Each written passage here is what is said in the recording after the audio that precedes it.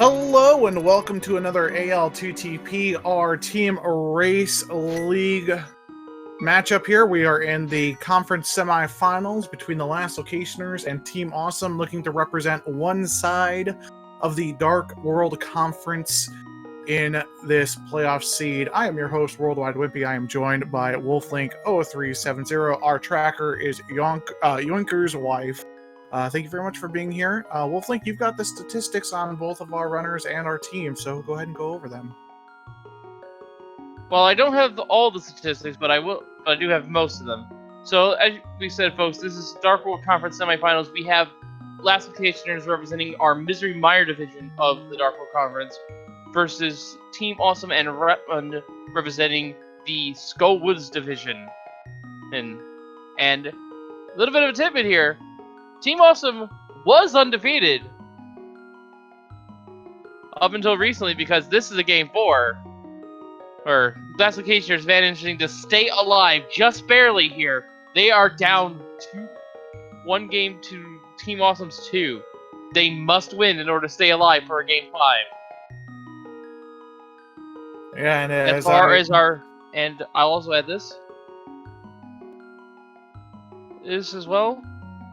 We have an open all dungeons race for you today. That was Last Locationer's pick, I believe.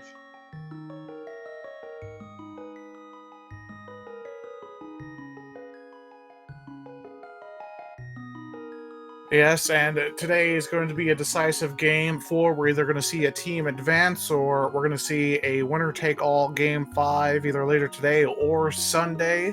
Make sure you check out the ALTTPRleague.com to see any sort of scheduling as to where that may be if we see a tie here.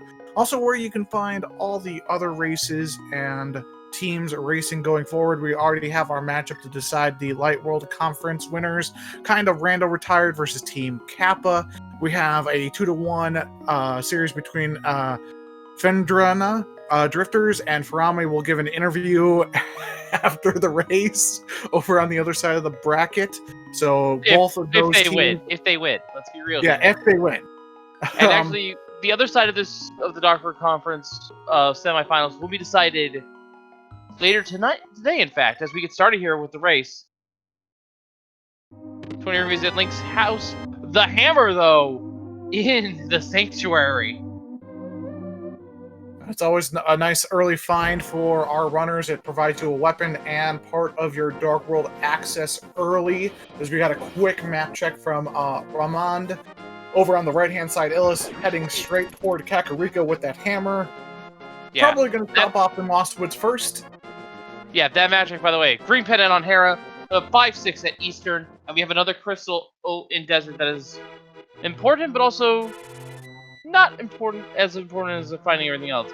And as a matter of folks, to anyone who may not be familiar with what all dungeons means, simply put, we need to collect all the crystals, but in order for Ganon to be vulnerable, we also need to collect all of the 3 pendants, and also defeat both forms of Aghanim. Aghanim 2 is always required, but Aghanim 1 is as well. This would normally be called all bosses if, well, Ice Armors wasn't essentially optional.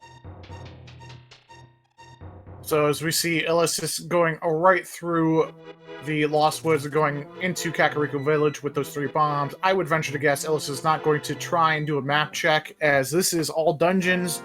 When you get the items to clear a dungeon, you go and do it.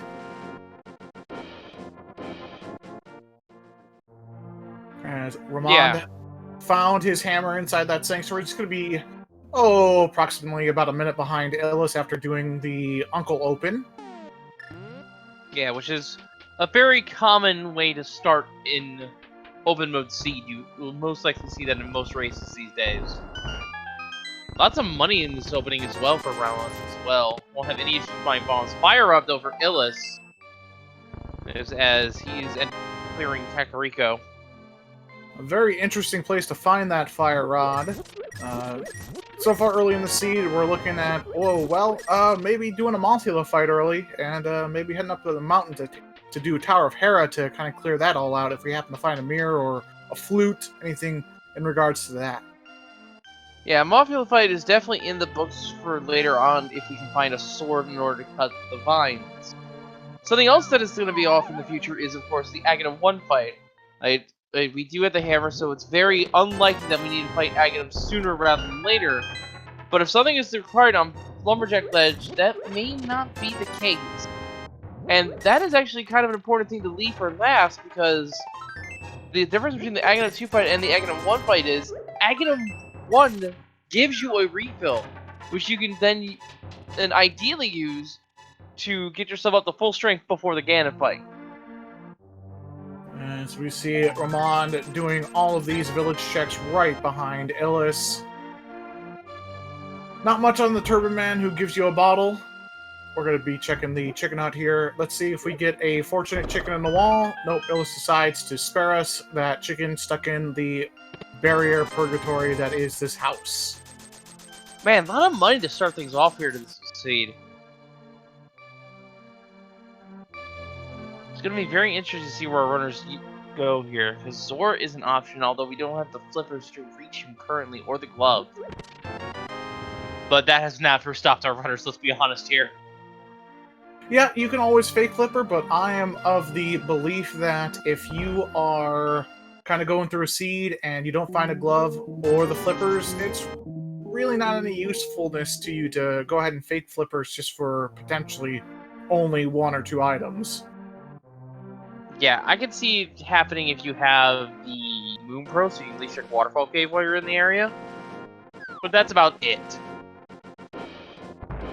But who knows, maybe we have a seed in which both gloves are locked in the Dark World.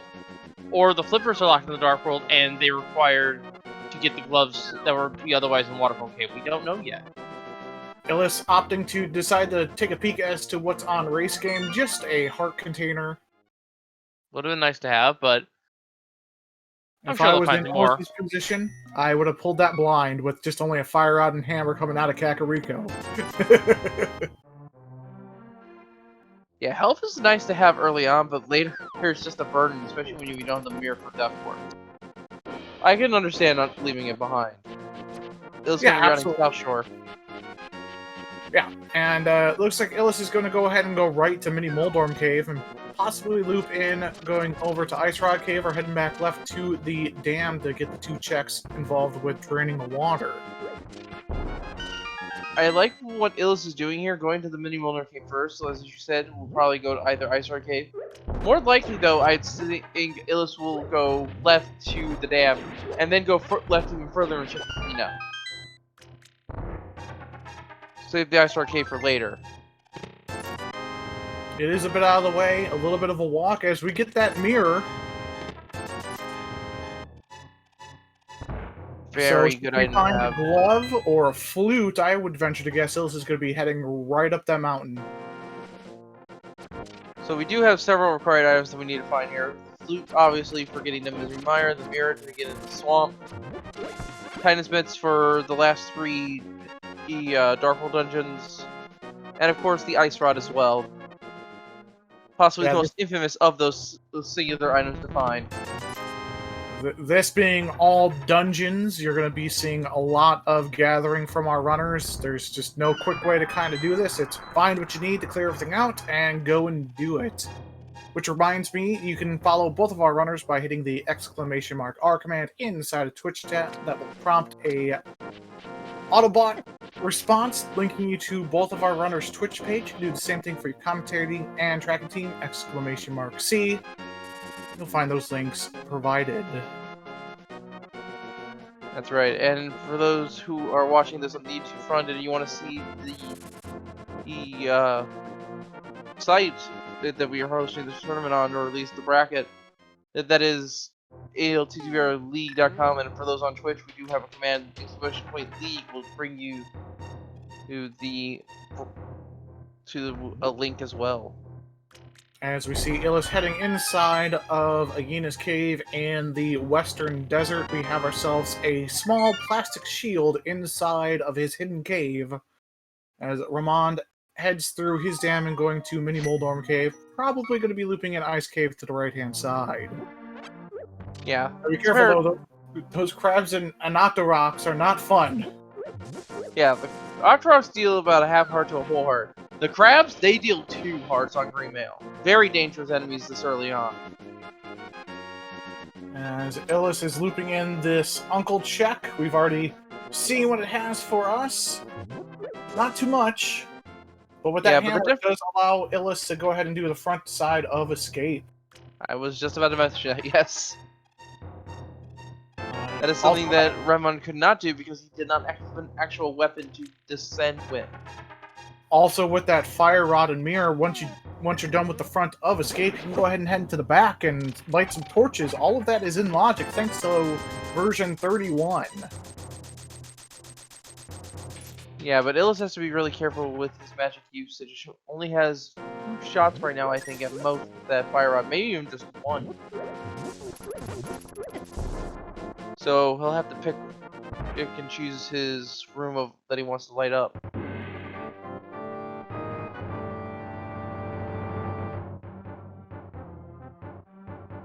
As we're going to get new checks here from both of our runners. Illus through the front of escape, Ramond through Ice Rod Cave here momentarily. Got to dodge some crabs, got to dodge some guards. First check's going to be from Illus here as we get to the map chest. And it's a map! Okay, game, sure. Thanks. 20 rubies from Ice Rod Cave in the meantime.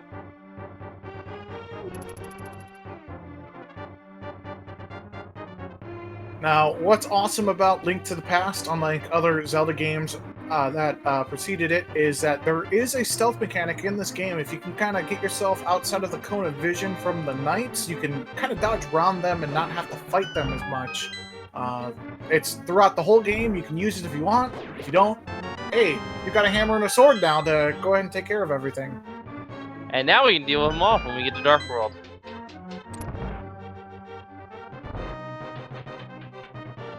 Ramond, meanwhile, buying bombs at the lakeside shop. Yeah, that was because he had a little bit of difficulty with the Moldorms inside Mini Moldorm Cave. As it looks like he is heading toward Sasrala, and perhaps even an Eastern Palace deck.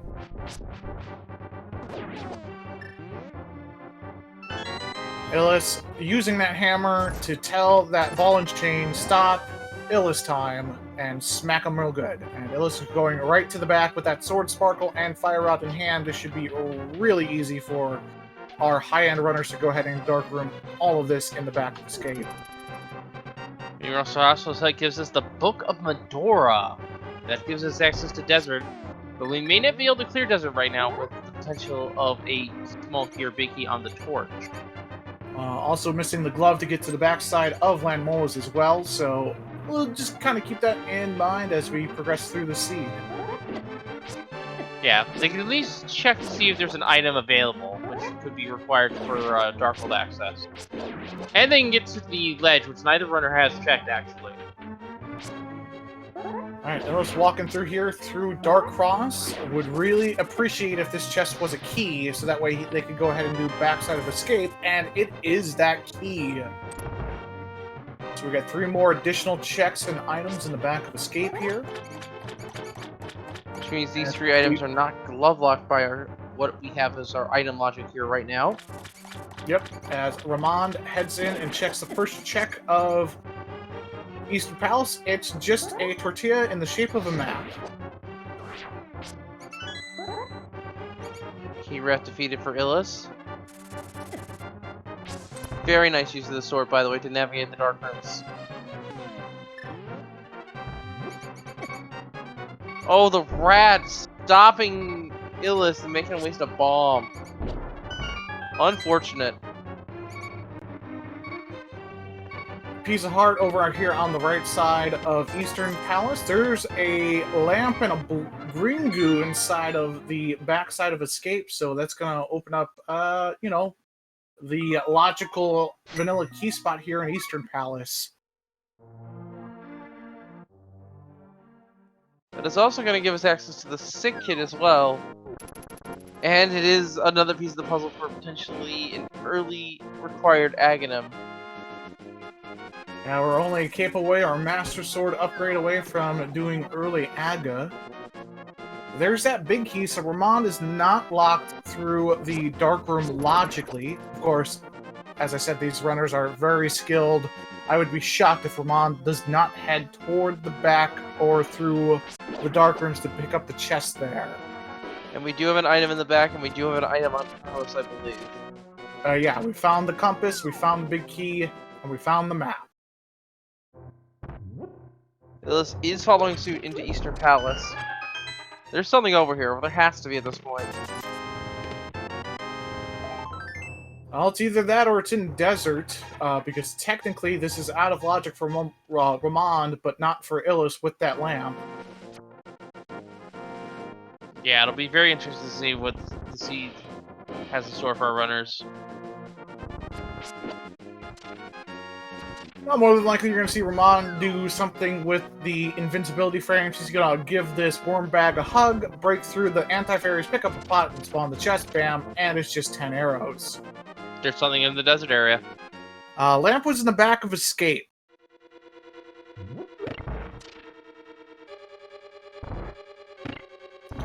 No, Lamp was locked behind Fire Rod logic to go through Dark Cross. That is correct. As a reminder, folks, in version 31, any torches that you can see in the dark, or know that they exist in the dark, can be lit with the Fire Rod. And that is now accounted for in darkroom logic in navigation. Yeah, there are They only... don't have a torch, they're considered... It's considered traditional darkroom logic. It isn't back with Fire Rod now in version 31. The only areas that require lamp are Pod, Mire, and Turtle Rock. Oh no, wait, actually... There's torches in those rooms. But there's not torches in all the rooms. On the way yes, there are. Yes, there are. On the way to Dark Cross, yes, but I don't recall there being all torches entirely on the way from Dark Cross to... The only one I'm not sure of is that first one after Dark Cross. I know in the rat kill room where you get the key, there's torches. I know in the room after that there's torches. But I swear there's torches in each room, which is why Fire Rod is in logic for it.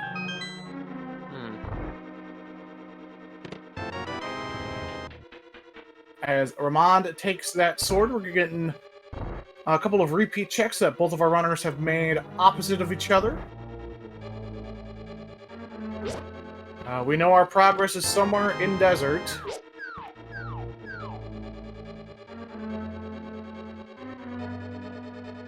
Because yeah, I've gotten lamp on the last check of GT before in version 31.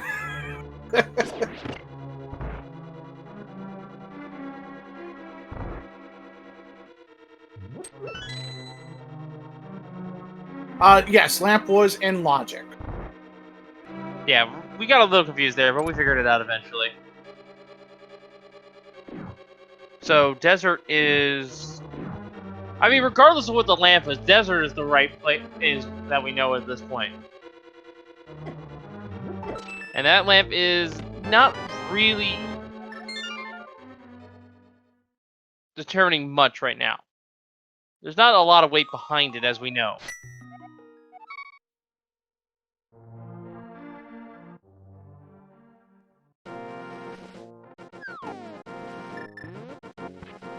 So there are torches in every single room of the backside of Escape. I have the map up now. And per version 31, if there are torches you can light with the Fire Rod, it's in logic.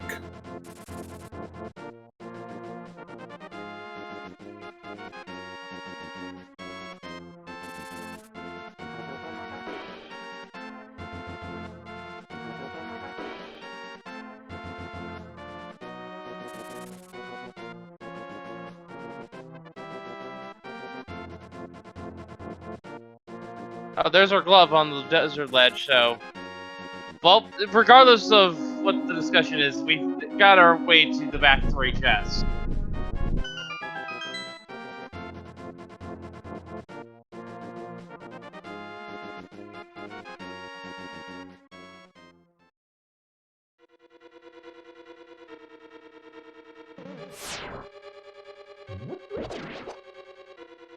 So yeah, with that glove, we're only a moon pearl away from Dark World access.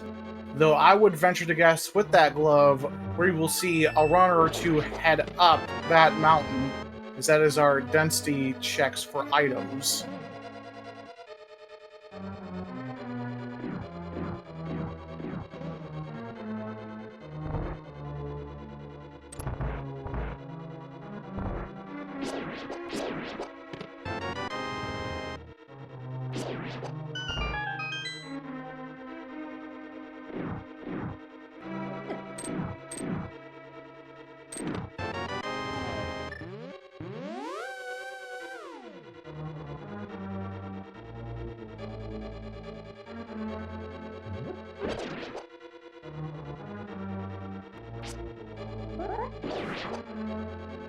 As Ramond enters into Agina's cave, just finding that plastic shield. We are not boots locked, no item on the torch.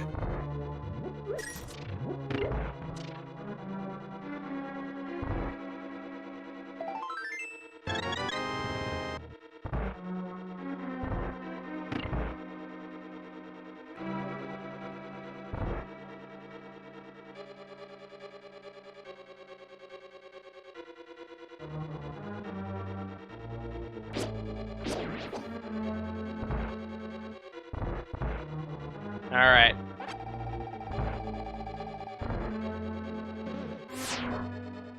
With the fire source and glove, though, we're going to see a completion of Desert Palace here.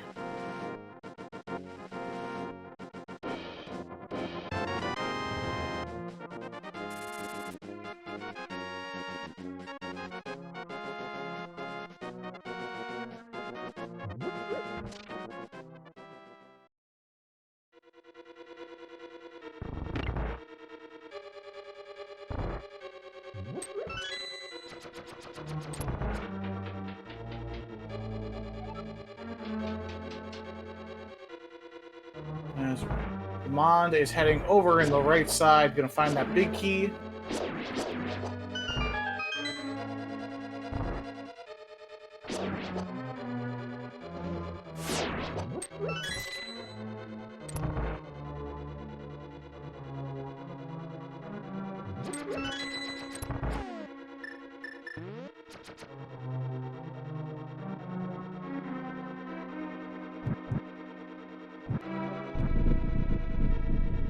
As we're gonna get a fire rod fight from Illus on these land molas.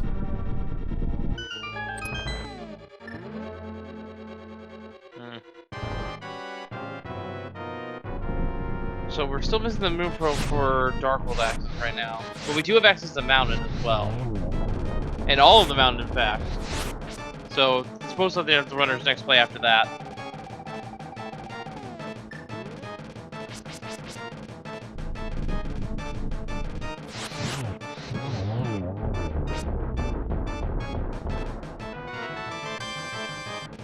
I was gonna go ahead and check the green potion here to get more fire rod shots. Makes sense. The fire rod kills each Lampolas in one hit.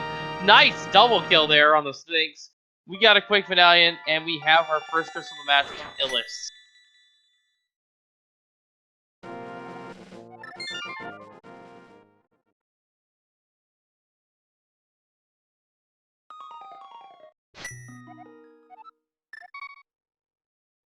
I believe this will be Illus safe warping to Sanctuary and going up the mountain. Yeah, Wolfley, you might want to refresh your... I had a feeling. it locked for me.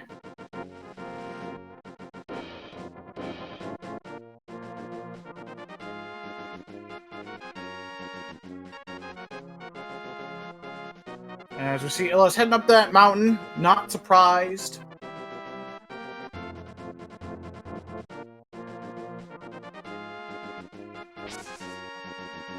Yeah, we're gonna see a lumberjack check here as well, it looks like.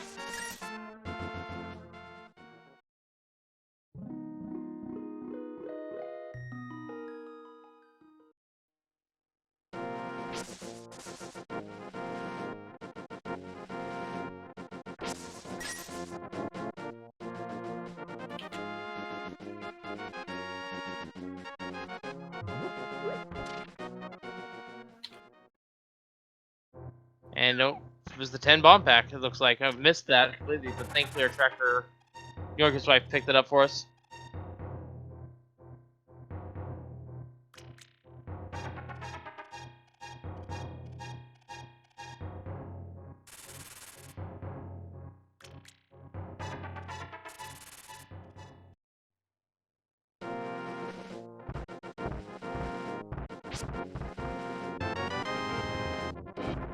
Old man only giving us 3 bombs in the meantime.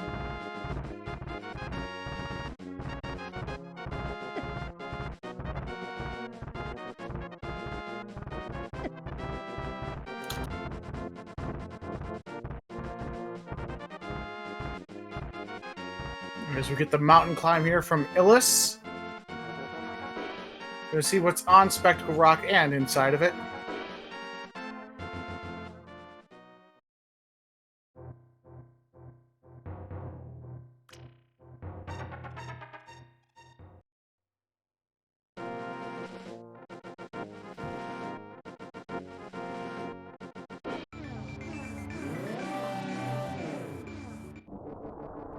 Alright, we could get a Darkle map check here from Illus. Chooses not to do so at this time. Makes sense. Don't have the move row yet.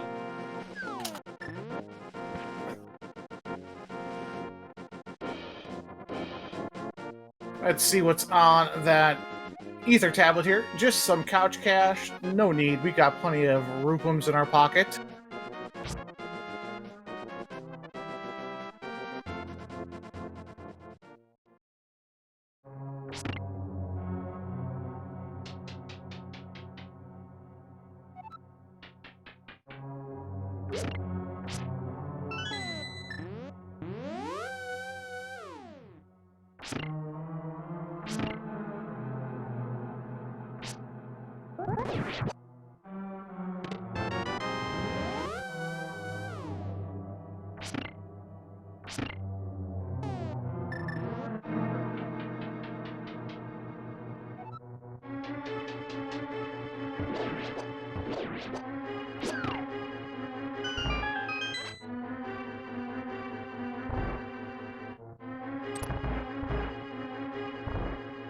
As we get a map check over from a Ramond side.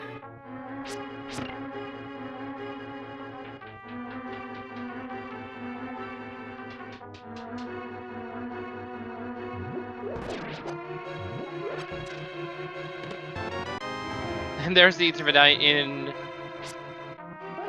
Tower Hera. I didn't quite see the matchup, but it looks like we have a Pendant Swamp, Pendant Turtle Rock, and we have the other 5-6 being in Palace of Darkness.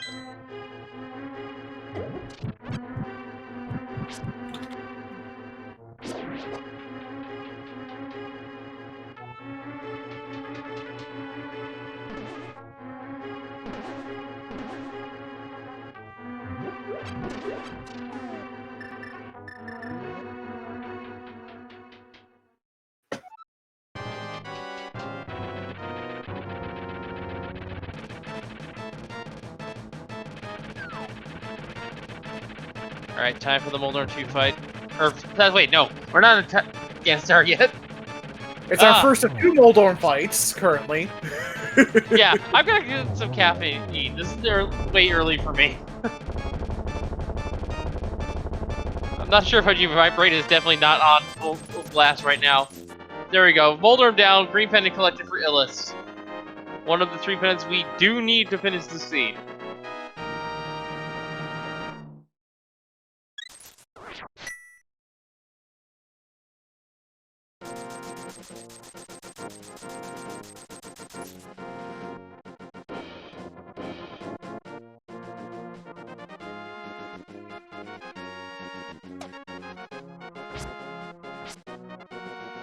As we're getting a right side Death Mountain check here from Illus to see what's on that floating island. Just a heart container going to go through Spiral Cave and then over to the Paradox Cave.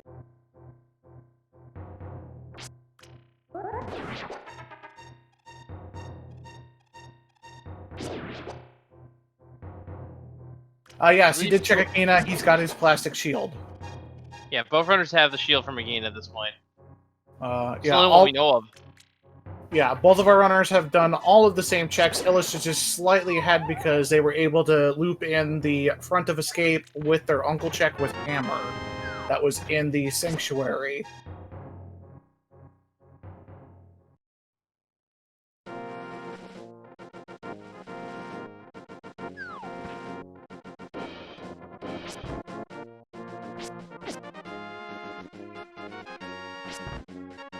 Alright, time for our first look at Paradox Cave, aptly named because, like as the logic is sometimes, it's very confusing as to whether it's upside down or right side up. I actually think it's the devs were doing some sort of 2D, 3D-ish thing. I think the bottom cave is actually at a higher elevation than the middle part, as we find a moon pearl and a hook shot in the bottom of Paradox Cave. Yeah, I would kind of agree with that as we do have the hookshot and the moon pearl. I think it is just elevation that was poorly telegraphed from the front. We also got the flute here. Wow. Okay, we got a lot of mobility suddenly.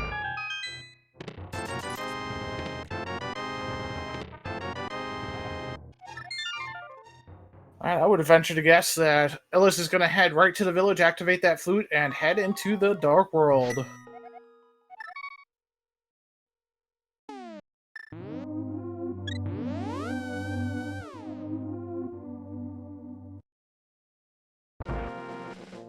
Someone wanted to call it the new hype cave. I wouldn't blame them, actually. Paradox Cave is pretty legit hype with 7 items in it.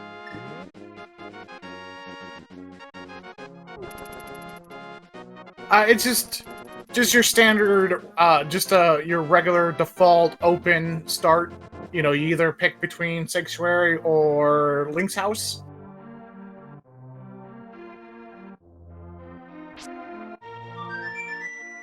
So the only real variant here is that it's all dungeons. Yeah, it's normally when we have pretty much one of our open mode races, we normally have it be a 7-7 to beat Ganon goal, which is get the 7 crystals and you get to beat Aghanim to beat Ganon. In this case, the pendants are also required, as is Aghanim 1.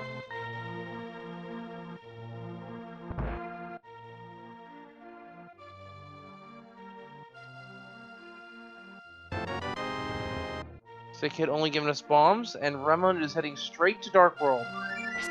That makes sense. You can check Hype Cave.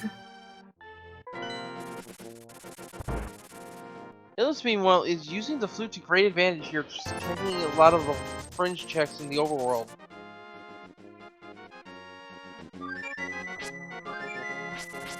Though with the hammer and lamp, there's a lot of things you can do in Pod. Indeed. Alright, first item in Hype Cave is just some bombs to get in the back. Followed up by the magic powder, which is interesting. 3 bombs, 3 more bombs, and a heart piece. So I would imagine Illus is looking at doing maybe a potion glitch over in Pod. I know they're more than skilled enough to not need a potion. There's the metric confirming what we saw earlier.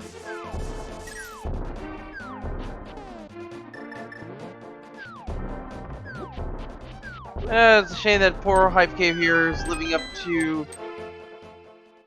Or it's not living up to its old reputation. I believe in version 18 it lived up to its name, but hasn't done so in recent versions. As we see, Stumpy is just built on explosions there. Just a pack of 3 bombs. And we're going to get a dip into K45 here from Ramond. Just a piece of heart. I'm going to check that dig game as well while we're over here, as Illus is heading over to the east side of Dark World, maybe to check Pyramid, but definitely heading into Pod.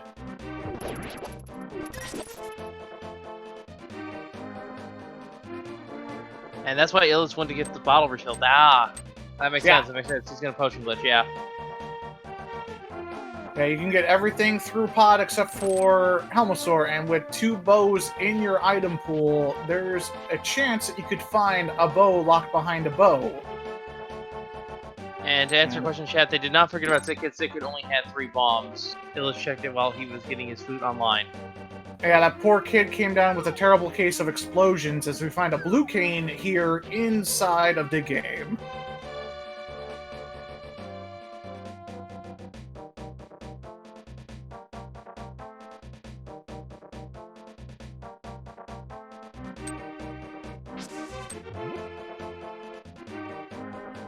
As it looks like Illus is going to be going over into doing catfish with Zora. That's a very aggressive play here.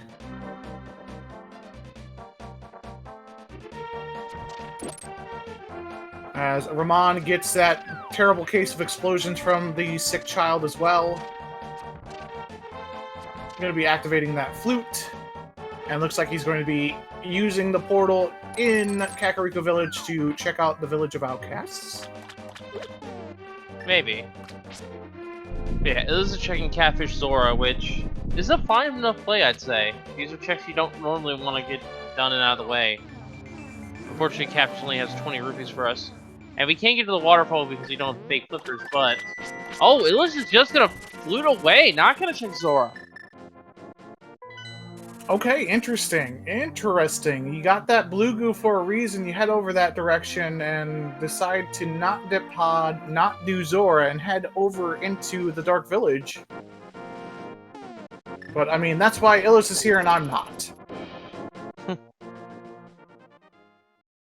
Now, one nicety that we have here is that our runners don't have to worry about Aghanim 1 until the very end, so... They're gonna definitely save that as their last dungeon to clear for the goal.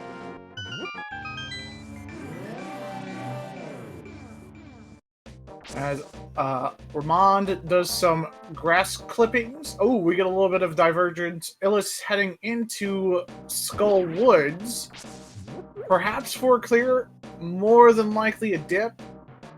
5 hearts and fighter sword, no half magic.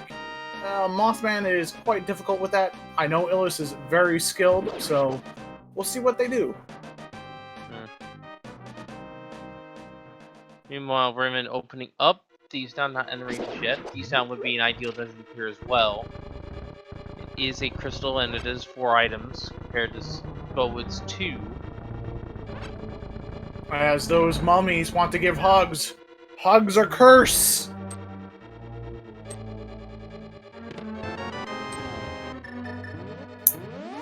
Illus just finding a small key there in the switch room, the vanilla big key chest.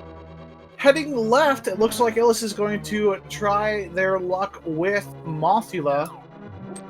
Good thing they got that blue goo in their pocket. Yeah, meanwhile, Raymond's gonna check the powder for us. See if Hype Cave actually had value to it. And even if this is not a required item, the powder is still a very nice safety to have.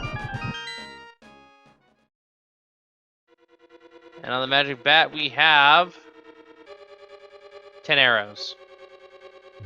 Those were the arrows used to skewer the bat and drain his blood into that cup. He will get his revenge one day. I'm just gonna say, okay, move on. This game is weird. It has weird lore. If you ever actually play the vanilla game, it's strange. I won't deny that.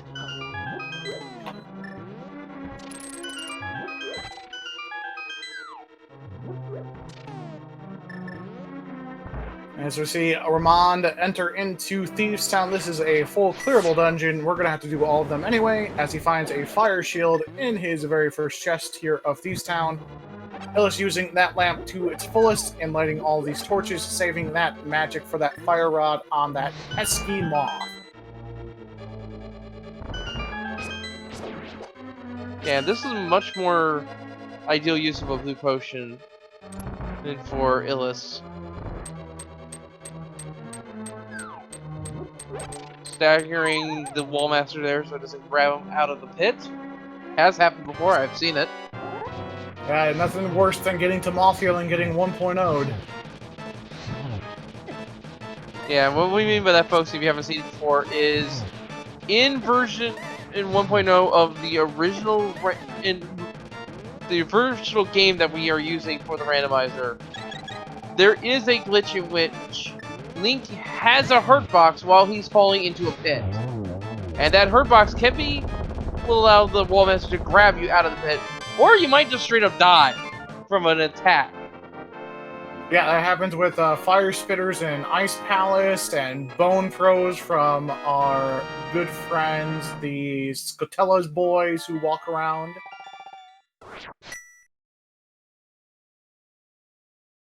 As Mothula has absolutely nothing for us, both items from Skullwoods are in the front. Now, something Illus didn't do, and I'm kind of surprised he didn't, considering it's all dungeons. Didn't decide to check the pedestal. Now, granted, we don't have everything we need for the pedestal. I will say that right now. But our ice rod could be there. Our flipper. Oh no, our flippers can't be there. Our bow could be there though. On the pedestal, we need to get that bow as our first bow for Eastern Pod. Shovel, meanwhile, found for Ramond. There's that first item in Skullwoods, just $20 in the back pocket and out of sight. And yeah, Illus going through Skullwoods now with 3 dungeons up from Ramond's 2. Have them both having done Desert and Hera.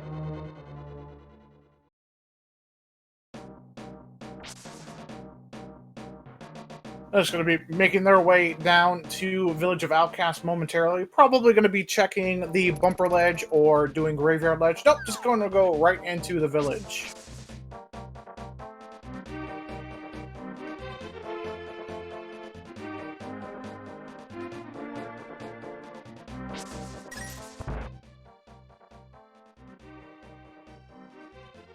Yeah, it seems our tracker wanted this breakfast a little earlier than usual. There's our Titan Smiths in the Sea House.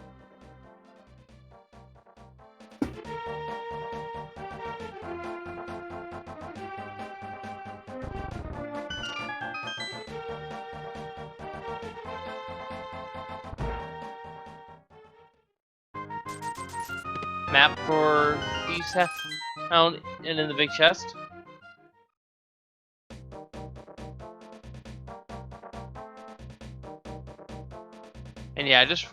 And yeah, Chad's bringing up a good point here with Turtle Rock being one of the pendants. It's very unlikely that we have anything on Ped.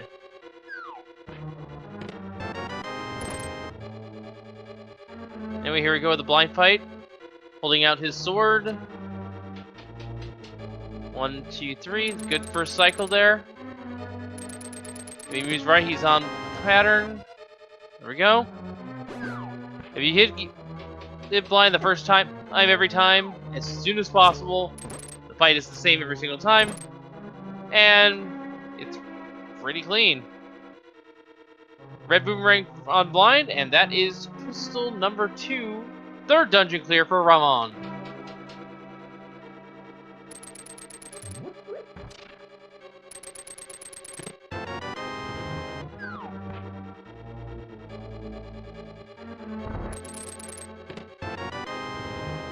We can see the green pendant in Ramond's possession, and if there was any doubt about him clearing Hera.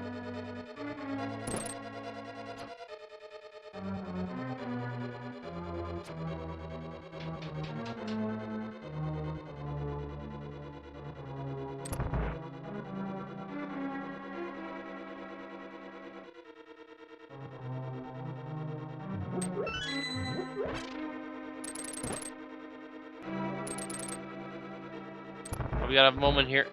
I want to take our tracker York's way. Like, he's queuing those items up to date to you. Although I have been behind that control panel before, and it does like eating some inputs from time to time. It just the tracker just wants its breakfast for today.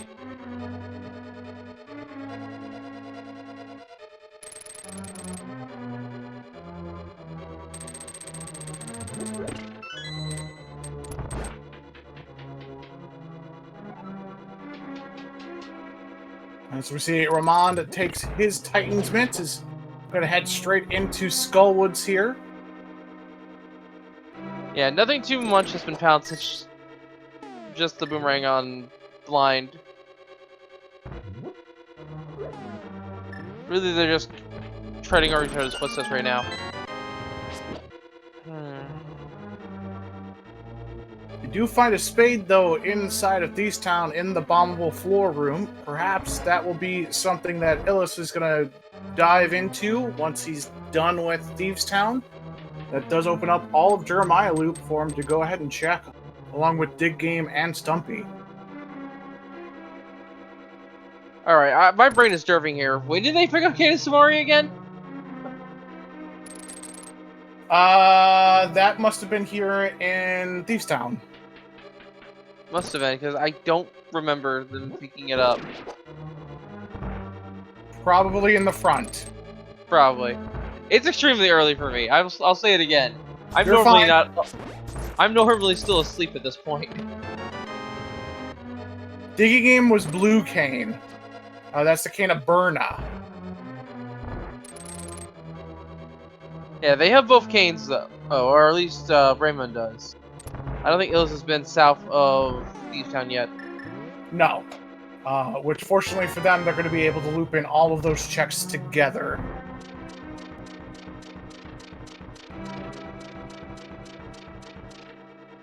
So yeah, Smith Chain's an option for our runners. Going to Hookshot Cave and Super Bunny's an option. Doing Zora is an option. And checking to see if Pod is not bow locked is an option as well. Although it's a very unappealing option, I'll admit. As we get dueling boss fights here, one blind, one moth, as it looks like Ramond is going for hammer strats on that dang bug, and Illus just executes the script for blind almost perfectly, just about. Yeah, took no damage, so perfect execution there. And when we say script, of course, we mean that blind moves the same way every single time, provided you hit him as soon as possible. Ramond with a beautiful Mothman hammer strats fight.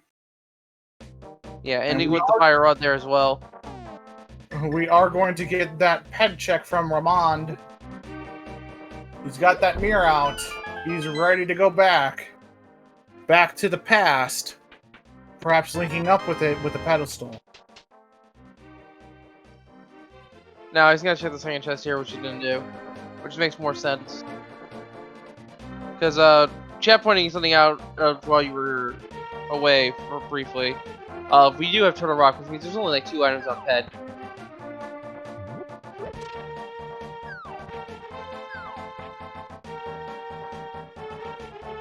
I still check it though. I mean, you're here. Nope, decides not to. Alright, that makes sense. Yeah. It's more lucrative to check the front right now anyway. If both items were in the back, he'd probably do it. But no reason not to waste a mirror transition going back into the Dark World.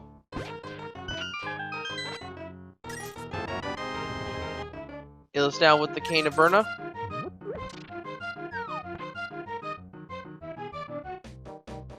It's not an ideal invincibility item, the Cane of Berna, but I still enjoy having it. Yeah, it will allow our runners to do Spike Cafe if they feel like they can with 5 and 6 hearts respectively. It'd be a little tough, but you could try. Yeah. The other thing with the Cane though, and this is the main difference here, Cane of Berna is a more offensive shield and it's more magic efficient, but you lose the ability to spin attack with it because of the particle effects. Cape is drains your magic a lot more, but you at least can still spin with it, so the Cape is the ideal invincibility item to have. And the Cane of Berna only does fighter sword damage, which most of the enemies in the Dark World are immune to. Or at least a fair amount of them. Ramond heading over into the Mire area here. Gonna get a peek as to what medallion we need to open up Mire, check the shed, maybe do checkerboard. It's Bombos. Yeah, we're gonna be looking for that wavy coin. I thought that was the quick one. They're both kind of wavy if you think about it. Just one's more wavier. Okay, so it's a wavier coin. Bow. As we find a bow inside. So the only thing that could be on pedestal that would be completely worthwhile is bombos. Bombos or boots? It's a very outside chance that that big key can be on the torch, but it could be there. Fair enough. I will concede that point to you, but it's a 1 in 22. And even then, by that point, we'll most likely finish the dungeon in that regard, if that's the case.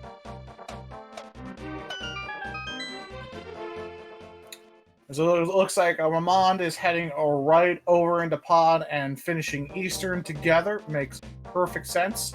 Don't want to forget Jesse there, Illus. That lunchbox has a mind of its own. It really does sometimes. And we've only recently discovered some strange tricks you can do with it. I think of it sometimes as the basket from Basket Case. I'm just gonna call it what it simply is, a lunchbox. As Ramond is going to turn in his green pendant, as we see Stumpy having those explosions. Okay. There's bombos. So Ped can only be boots in a 1 in 22 scenario, and that's very unlikely. But we don't really care about the medallion for Turtle Rock now either. We've got all 3 medallions.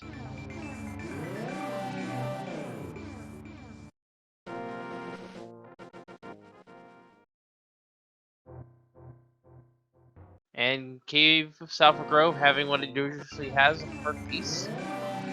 Illus choosing not to pick that up.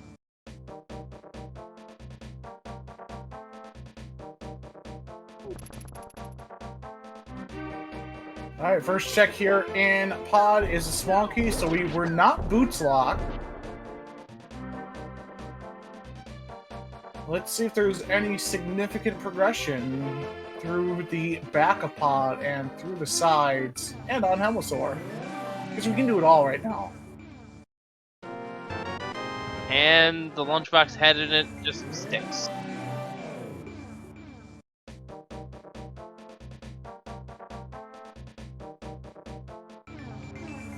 Now, Pod is pretty much the prime example of what we normally call the key logic, and for those who are being intimidated by that word, simply put, the key logic at its very basic understanding is, what is the worst way you can use your keys?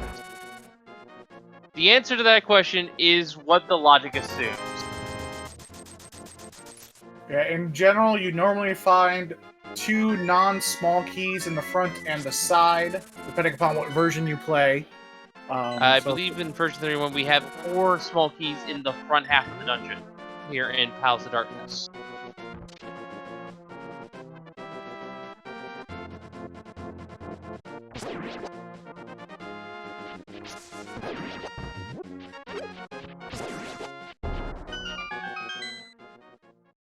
As we see Illus going through Ice Rod Cave here, not going to find anything significant.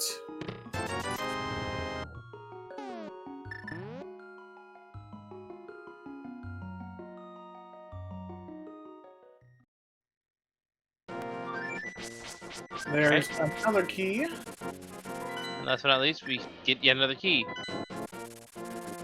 So, nothing but keys!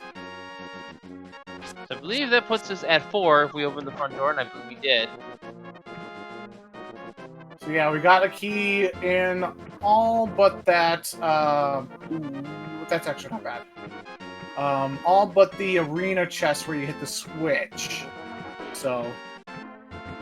Yeah, and I believe we found another item as well.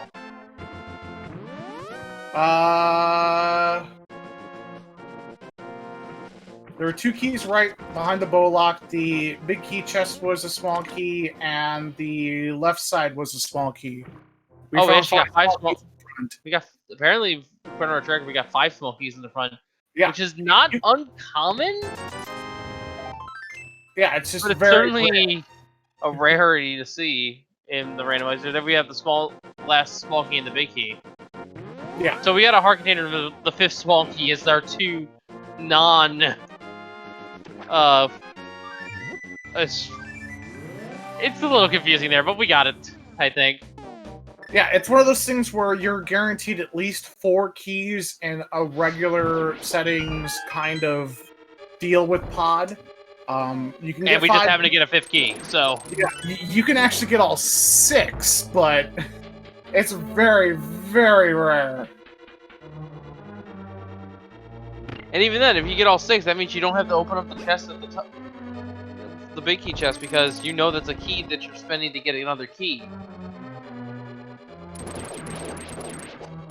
As Ramond takes a nice little fill up from that piece of heart, does have an item here in the big chest, as we find 3 bombs in the Penganator room in the front of Ice Palace. This is very interesting. Illus decides to sequence break Ice Palace instead of going and following the logic with the flute over in the mire area. Not a bad play, though. Especially with that red cane. You can icebreaker now. You may as well do it. Well, even if we went to the mire area, Illus does not have the bombs banana, which we know is on the green pendant. But that's where the bow's at. The bow's in the mire shed. That is true.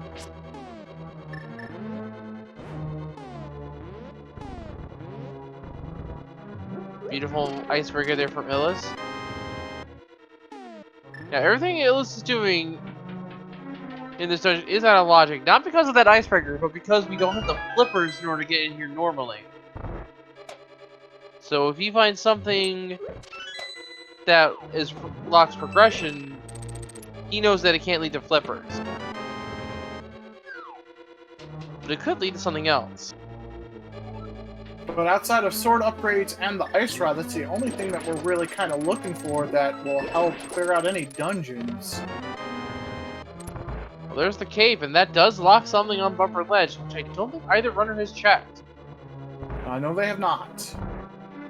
The only thing of any significance that it could be would be that ice rod or sword upgrade.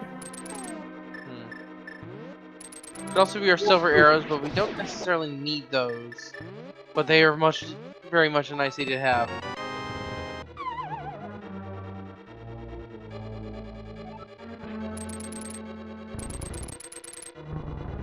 And neither runner has been to the Zor region yet. We did get a waterfall fairy check from Illus, and it was nothing. Actually, I think Illus only checked catfish. He used fake flippers to go to waterfall fairy. Oh, okay, so he did that first before hitting ice. Yeah. I did miss that, yeah. Hammer shots on Helmsar King here. Down he goes. Well done.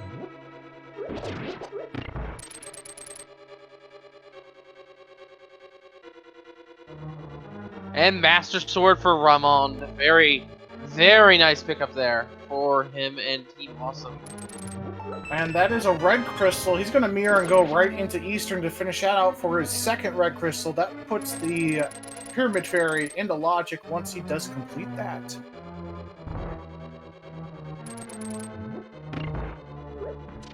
Interesting here, Illus decides to backtrack instead of going forward and fall through the hole from the other side. I don't know if it's any time save or not. I would venture to guess it's really indiscriminate as to whether or not it is. I think Illus at this point has only the iced tea room left if he's not checked that already. He just went and checked the iced tea. And then he backtracked. Yeah, there's no point for him not to double back. It's just a long winding loop around that doesn't need to Well, take. you can go forward through the next 2 rooms, which leads you right back to that Friezo room, where you have to hit a switch. I just don't know if it's any faster or slower to backtrack from there. Oh, it's definitely solar, because that leads you to eventually going into iced tea. And, yeah, wasted key as well. You have to go through like 3 more rooms that way.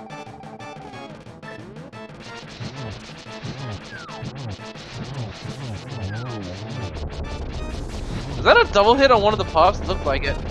Yeah, it was. Very nice. Illustrator's got one more left. Going to be using that hammer to give it a smack. A lot harder to hit it from below, but it's able to angle themselves right above that cold stare and give it one good hammer, and we get ourselves a map and a crystal as a reward. Yeah, unfortunately, the only thing worth noting here in Ice Palace was the magic cape, which may not even lead to anything. But anyway, here we go with the Armos Knights on Ramond's end.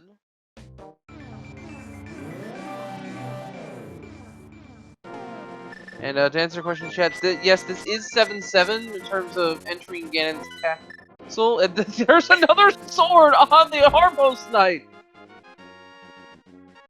But yeah, it is 7 crystals to enter Ganon's tower, but in this case, we need all 7 crystals, all 3 pendants, and both Aghanims defeated for the Ganon to be vulnerable. It is all dungeons. That was an interesting way to do Arbos. I've never seen that done before.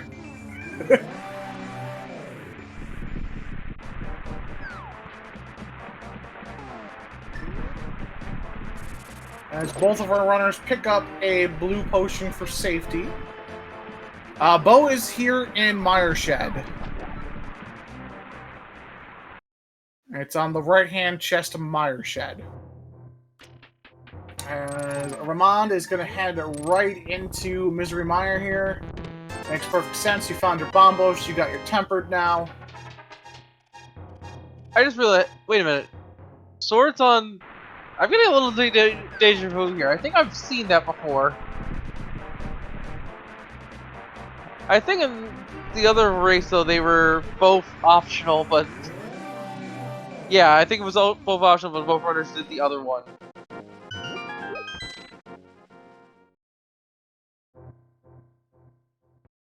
Anyway, into Mire we go.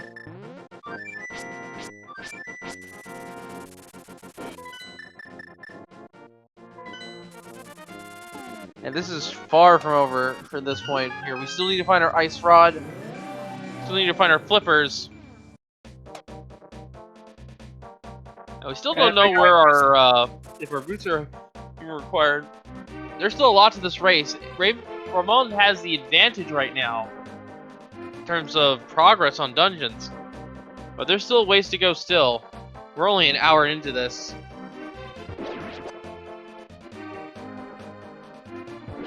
Now, my question would be, how much would Illus kick themselves if they skipped through Zora and it was flippers? Vanilla flippers? I'd roll my eyes, but at the same time, I expect it from the randomizers at some point. But there are 269 locations. It's somewhere out there. We just know it can't be in Ganon's tower. Actually, no, the flippers can be. No. I almost spoke too soon there about the flippers being in Ganon's tower. But it can't be because we need those for Mire. Yeah, but you know what could be in Ganon's tower? tower? No, not Mire, ice. You know I'm getting all my dungeons mixed up here. Ice Rod could be there. Ice Rod could be in Ganon's tower. Pretty much at this point, the only thing we know is Ice Rod's not on Pet and it's not on Trinex. It can be anywhere else in the sea. Yep. And I always hate those Ice Rod hunts. They're not fun.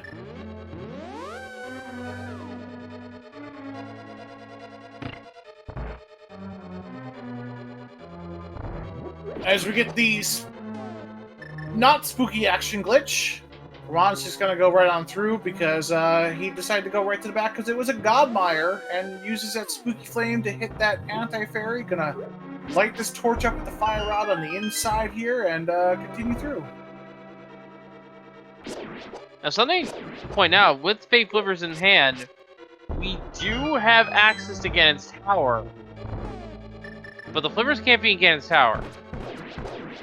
We do need those to finish the seed. Yeah, so if that's what Illus is banking on, that flippers is in Ganon's tower, that would be what we like to call a bad business decision. No, I think it's Ramond's gonna be going to do an ice rod hunt in Gan's Tower, Yeah. but it's otherwise staying in logic. So how you can do spooky without boots is you do, it's essentially what you're doing is you're canceling out the animation. You could do it with ice rod. You could do it with sword beams. I think you can do it with hookshot, maybe, I think. I know for sure You you can can do it. You can also use the Samaria block itself to set it up Yeah. in the previous room. In this case, I think Ramond just used the fire rod itself. That's because Ramond has done Pod and Eastern. Both bosses had swords on them.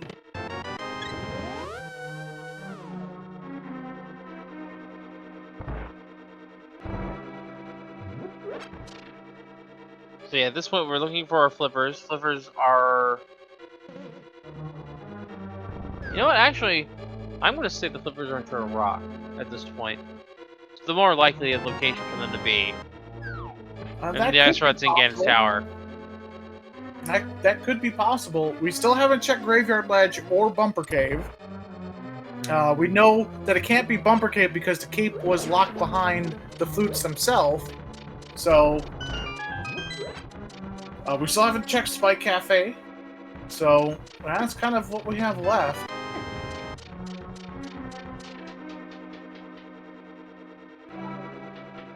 I'm sorry, did you just say Spike Cafe? I just had to take a moment to process that one. The Spike Cave, yeah, it's a cafe where all the spikes hang out at, right? It's a whole bunch of them. You need to take a break sometimes.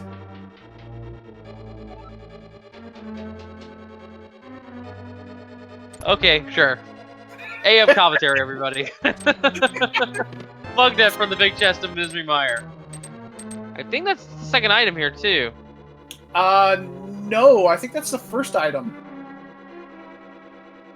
Because it was a quote-unquote Godmire. There was nothing, right, he went straight to the back, right. There was nothing on Vitreous, and so we got the 2 checks over here on the left. And yeah, Raymond is looking for the second item. This makes perfect sense to me because he doesn't want to leave an item behind and be in that sort of sense like, oh, where did I miss something? So he's clearing Mire now so that he doesn't come back to this area ever again, which is a perfectly reasonable idea. If there's the second item, it is 300 rupees, he's out. Alright, so we're looking at Graveyard Ledge, Turtle Rock, and Zora for flippers.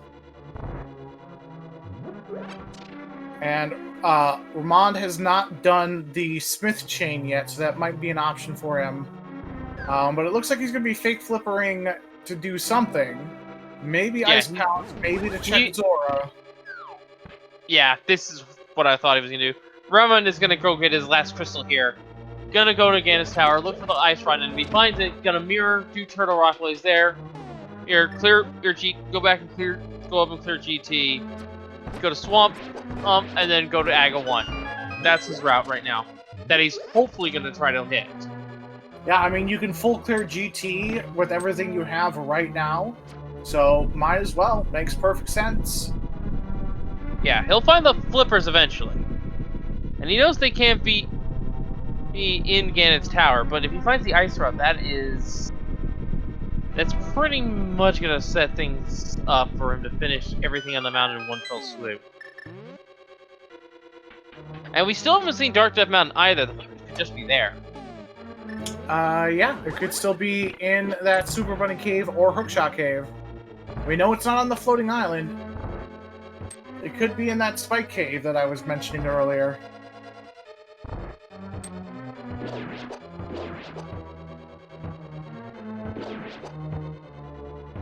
So Ramond has a clear line to the finish here. We'll have to wait and see, though, if that line is being blocked by a few certain snags. Perfect icebreaker there, unbuffered even.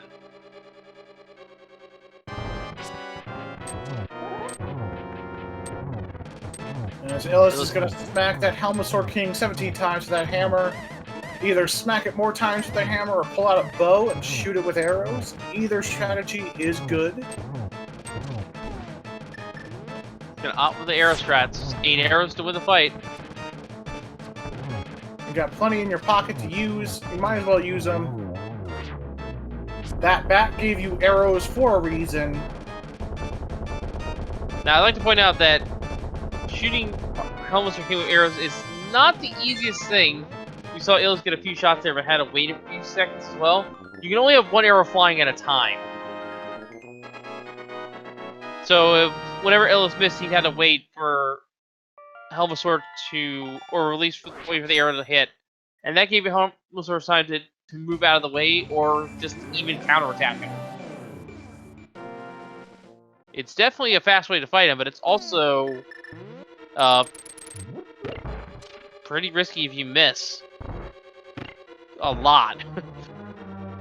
As we see a few of the checks we've already seen from both of our runners, just at different times, I just want to remind you that you can follow both of the runners by hitting the !R command. You will find a Twitch bot respond with their Twitch links. Go ahead and give them a follow if you enjoy the racing.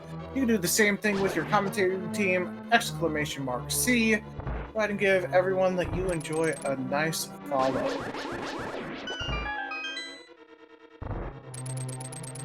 Also, you can stay up to date on all current standings and playoff races in the ALTTPR Team League season by going to ALTTPRleague.com. You'll also find the schedule on there to see when and where your favorite racers and teams are competing. Alright, folks. That is the 7th Christopher Ramond. You know what time it is, folks. I think we have a GT play coming up, and we have a game we'd like to play. We have 22 chests in the basement of Ganon's Tower, only one of which can be the big key we need to ascend. Give us a number in chat and tell us which chest you think the big key is in today. And I will also add in this as well. Oh, if you want to play a little guessing game to guess if the ice rod's in GT, give us the specific chest you want so the bot doesn't think you're guessing another number. Wimpy, which chest do you think the big key is in today? I always guess the number of my favorite baseball player of all time, number 14. Number 20, you say? I'm gonna guess Number 7 today. Mine is 14. Oh, 14. That's okay. I'm sorry, I couldn't hear you over the Armos dying. Their screams of agony just reap throughout the hallways of the Eastern Palace. And people were guessing the ice rods in a couple of different locations. I'm gonna actually say the ice rod's in Turtle Rock. It's not in Ganon's Tower. I am going to say the ice rod is in Swamp Palace. Interesting choice there. In fact, I've got such a good guess for the Swamp Palace. I'm going to say it's left-hand side, left chest of Swamp Palace. Oh, left side swap for Ice Rod. Alright. Alright, I can get behind that. Bombos was required for both dungeons. And simultaneous use of Bombos here on the 2 medallion dungeons in the game. Illus entering Missing Mire. Ramond is entering Turtle Rock, or is opening Turtle Rock at least. This is Illus's last crystal as well. So we'll be quickly following suit behind Ramond. Now, here's the thing. This is the thing I need to mention. If the Ice Rod's overworld, Illus does have a very minor advantage in that regard. Yes. He's checked more overworld than Ramond has. Yeah, they were able to loop in all the Smith chain with the Mirror and Titansmith versus Ramond headed to Mr. Mire, which, you know, gave him the bow, which gave him the progression to go ahead and get all the crystals he needed. Just a green bottle of liquidy goodness for Ramond inside the Super Bunny Cave. Gonna check Hookshot as well, and then head into Ganon's Tower.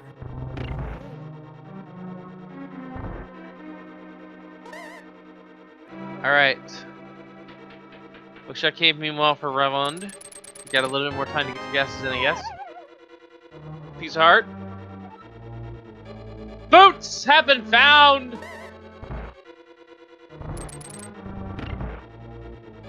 And a 3rd bottle for Ramond as well. Well equipped to take on Ganon's tower now. He's heading over there.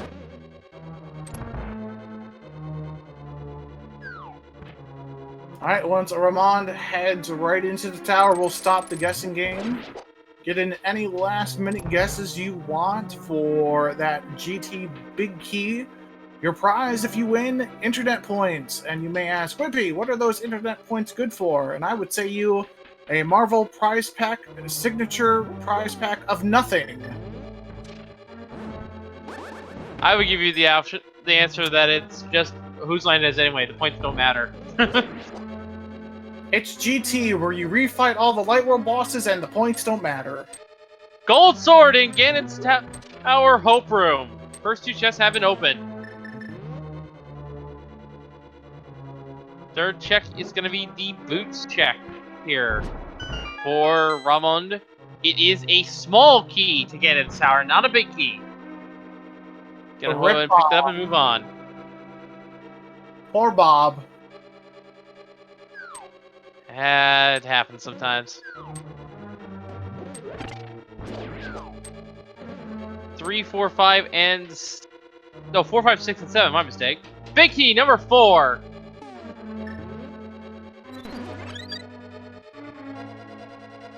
And we're gonna see Ramond continue to check the basement for the ice rod. Congratulations to Corporea for who guessed number 4, and the big key was number 4. You scored yourself 21 big internet points. If this was blackjack, you'd be the winner. I will take a moral victory in the fact that, depending on the order, that would have been chest 7 and I would have won. As we get a quick Vitreous kill here from Illus. Gets the bad news that there is no progression on Vitreous. The 2 items are over here in the front and the left. We know what they are. Illus doesn't. It's just going to be a big waste of time. Alright, so we're looking for ice rod here in Ganon's Tower. We find it. That is pretty much going to seal the deal here, I think. As Illus decides to leave the items in Mire, that's a big brain play here. Yeah, definitely a risk-reward scenario in terms of Illus's mind, but it is the right call to make. Yeah. Yeah, you don't know how behind Illus may be feeling at the moment, putting off that bow for as long as they did. Armor, map, compass, and blue boomerang in Rando room here. Still looking for the ice rod, which may not even be here in Ganon's Tower. And don't forget, we still have checks up in the upper floors as well. And we are still looking on the hunt for those flippers as well, but we know they're not here in GT because of Ice Palace. So they're either in Turtle Rock, they're on Zora, and I think that's it.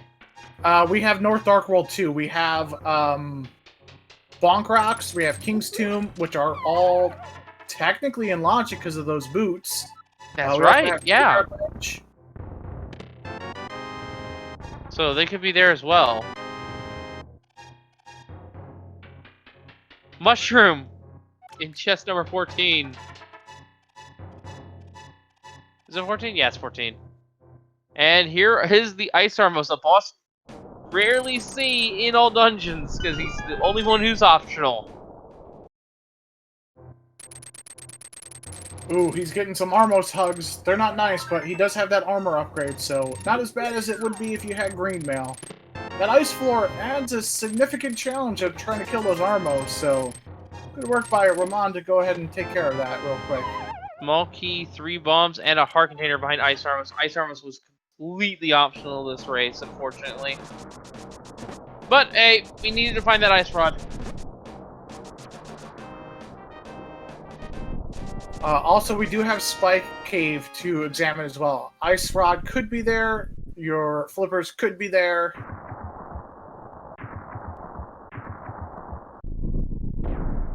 Yeah, the only place that, in terms of North Dark World that the flippers can't be is Bumper Ledge because our cape was in Ice Palace.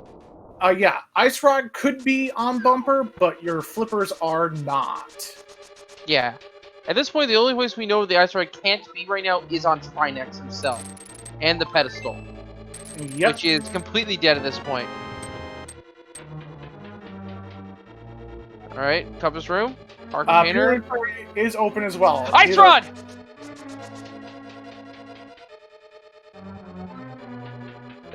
There's the ice rod. It's right side GT. That is essentially a Schrodinger go mode for Ramond. He's gonna go do Turtle Rock here. Interesting he's not finishing GT, but I guess that makes sense. Yeah, this is a brilliant play from Ramond. He's gonna do Turtle Rock and full clear it, then go back to GT and then ascend it while he's still on the mountain. Defeating GT would take him off the mountain and he'd have to climb up again. Yeah, that works. Yeah.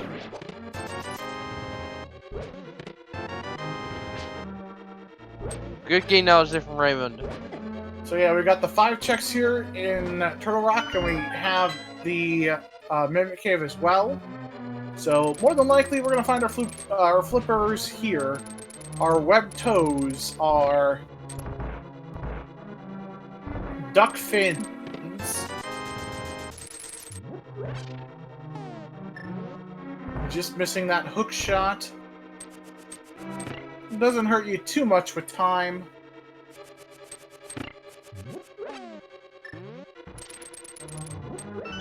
Big key, small key here on the firelock side of Gannis Tower. And you could just feel Ramond knowing that, hey, all I gotta do is find these flippers. I'm going as quickly as I can. Yeah, and even if they're not here in Gannis Tower, or Turtle Rock, he's definitely going to finish Gannis Tower here. And he only has the North Dark World to check at this point. North Dark World Wait, hang on a moment. He doesn't have just North Dark World to check. Yeah. He has North We Dark know World. it's North Dark World. But he hasn't done Smiths. He hasn't done Catfish. Mm-hmm. Now we got Pyramid Fairy. We've got Zora. There's still a very minor window here in which Illus can make up some ground. But he has to basically beeline it to the Flipper's location if it's still overworld.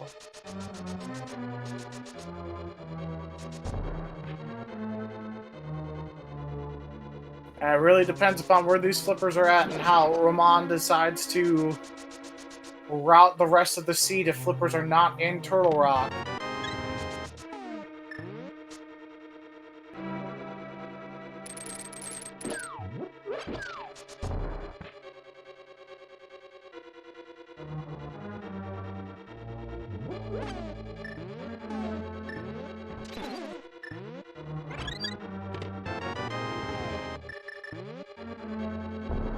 As we're gonna get this lava pit chest. What do we got inside?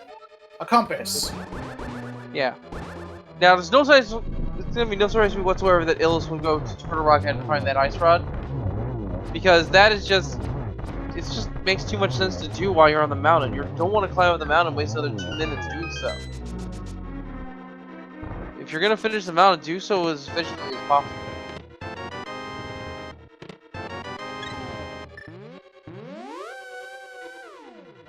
As we get a Pokies room here. Ooh, that was nice RNG on those 2 Pokies. Just one fire rod shot, bam, they're down. Yeah, they both had an ideal pattern. Alright, Illus will be finding the ice rod shortly. It needs to just beeline it to Turtle Rock and pray that the flippers aren't there. A map.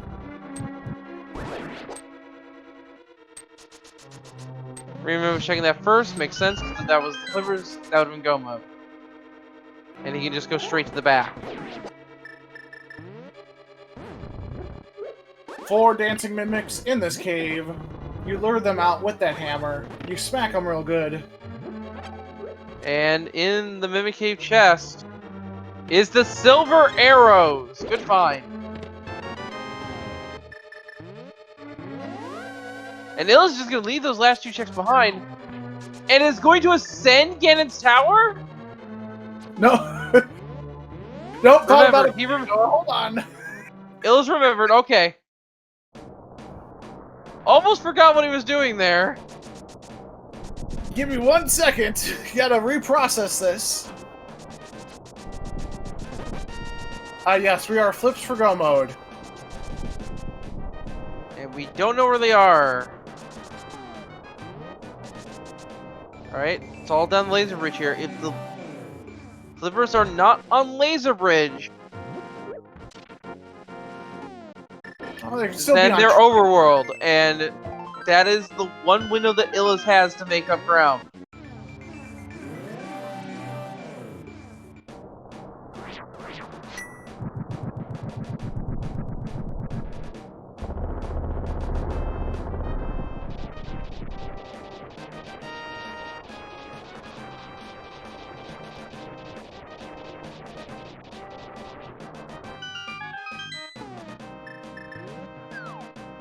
So we know flippers can't be in Gannis Tower because of Ice Palace, but in terms of our goal, because it is all dungeons, we hard require them to do Swamp Palace. There they are, flippers in Turtle Rock. That is go mode for Ramond at 1 hour, 23 minutes, and 25 seconds.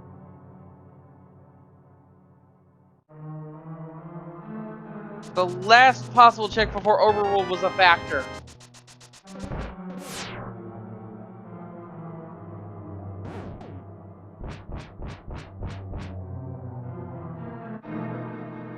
It's going to be Turtle Rock to GT to Swamp to Aga Tower. Or they'll actually can be interchanged, I think. Yeah, this still isn't over, folks. A death, a fall, could bring us right back into this. If I may be honest, I beg to differ because with Gold Sword, with Blue Mail, and with a green potion and a blue potion in the back pocket, it's very unlikely Raymond's going to die between each of these bosses. You just never know. You never know.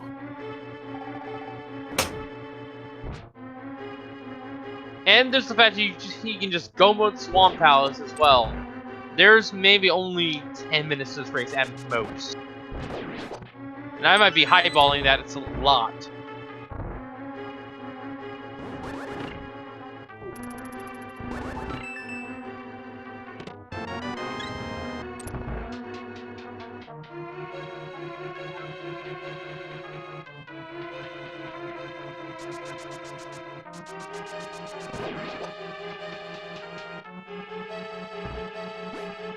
And he even has powder to heal with anti-fairies to be on the way if he needs to through dungeon. But here we go. Raymond is ascending Ganon's Tower to defeat Aghanim 2. This will open up the pyramid, but Ganon will not be vulnerable until the Aga 1 falls and the last pendant is in his possession.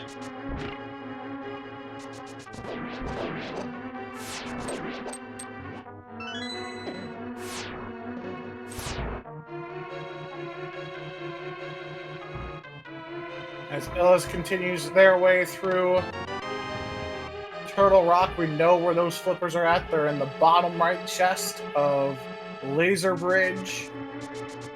You don't know how Illus is feeling, if they're feeling behind, if they're feeling ahead. Both runners opting to do that sequence break in Ice Palace, guessing that Ice Rod is going to be in GT. It paid off for both. Just Ramond doing one less group of checks. It's kind of the difference right now. The only thing that didn't pay off is Illus doing the overall checks that he did.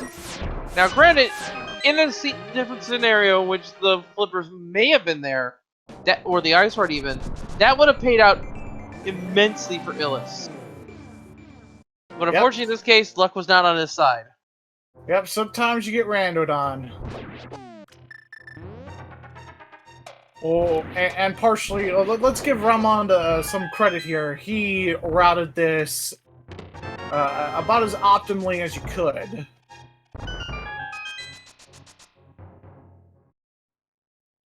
Yeah, just excellent routing from both runners at this point. And it could have gone either way, depending on where the items laid.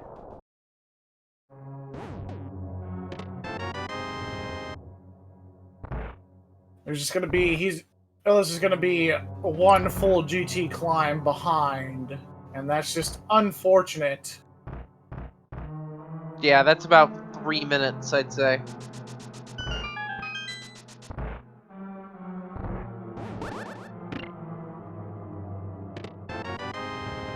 Yes. Yeah. Sometimes logic is bad. Yeah, this scene was actually very disgusting now that you mentioned that. This scene basically required a full double dip of Turtle Rock. Which isn't bad, because the other pendants you didn't have to dip at all, because Swamp House was locked behind the flippers. Hera didn't really have too much, you could just full clear it when you got it. On the contrary, I'm going to cut you off there. Hera had the Bombos medallion on the green pendant. Yeah, that's what. But you didn't have to double dip Hera. There was, you know, how it was laid out and everything that was there. You're able to kind of loop it in with a lot of the stuff. Ah, yeah, that's true. So there really weren't, outside of Turtle Rock and an all dungeon seed, only one double dip. That's not bad. Yeah, but it's a Turtle Rock double dip, which makes it. A Turtle Rock one is not good. You'd much rather have it be like Eastern or. Or Desert, which makes a lot more sense. That's, yeah.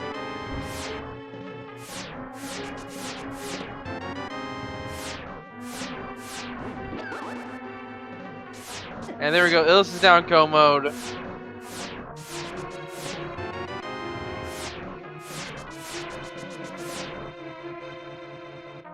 And we're gonna get an S2 fight with the helmet, with the Trinex fight here momentarily. We're gonna have it in stereo for you, ladies and gentlemen. 2 hits there on Agam 2. Not a favorable pattern here. Only able to get a 1 from Ramond here, but nice. This pattern in your hand. Oh, gets a blue ball, but gets a double all the same. Good recovery. 1 single shot's all that needs to be happen. There it is. That's Agam 2 down, folks, and Ganon is now available to enter. But as a reminder, folks, this is all dungeons. All the pendants need to be collected, and Agam 1 still needs to fall. Every boss on the tracker needs to be lit. Illus just missing that that 0 cycle on Trinex. Really difficult to pull off, even with that butter sword. Sometimes you just get unlucky with that timer. Does at least get the quick kill on phase 2 there. Double spin and recoil, launched him backwards into it, and gets the slash for the finishing blow. Raymond's gonna opt to finish Agam 1 first. That makes sense to me. Head over to Swamp afterwards and then do a save work onto the pyramid to finish the seed off that way. Will not be at full strength as a result of that, but with the blue potion in the pocket, doesn't really matter.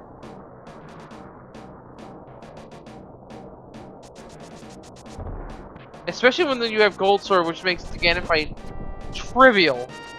Especially when you pair it with Silver Arrows.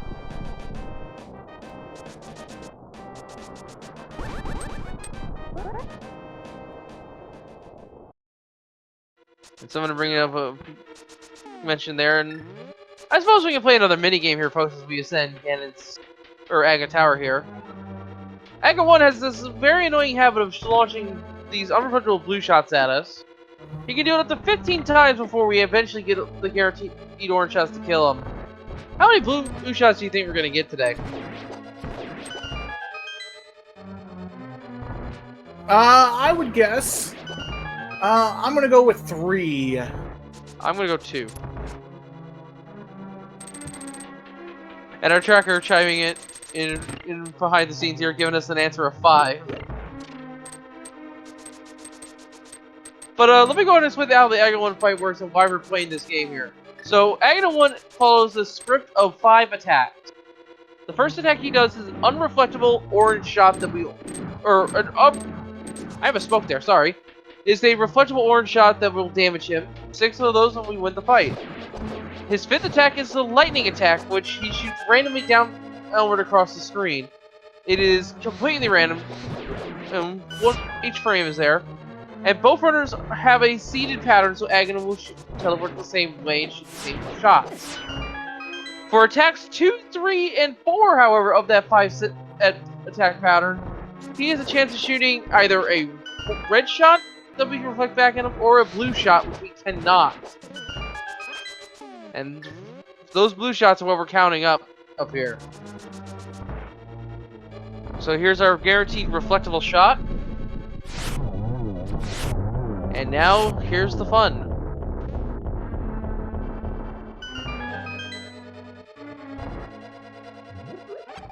Three reflectable shots in a row, nice. 4! And it's time for unlimited power! And like I said, that lightning is truly random. It changes direction every frame. There's the guaranteed hit, that's number 5. Is it gonna be no blue balls? Nope, we get 1. Do we get 2? We get 2. Do we get 3? We get 3.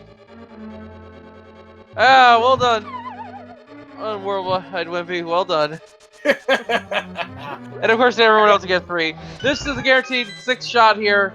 Down goes Agatu. Or, well, it is technically Agatu, but it's Agatu 1. Details. Those both wizards have fallen. Green pendant just needs to be collected. Or blue pendant now, I think.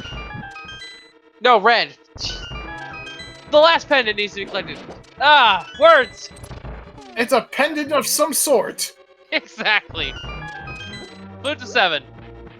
4. Doesn't matter. Now, if I was Ramond, I would totally pull Ped here in hopes of finding perhaps that 4th bottle. I'm just kidding, of course. I would hope so. At this point, like, there's no point. He's got everything he needs in those 3 bottles. The only thing that would be worth finding out of his kit would be the armor, just so he takes even less damage. Why would you judge him if he pulled that? Maybe he needs the safeties. Maybe it's, you know, his thing. Why you gotta judge a man?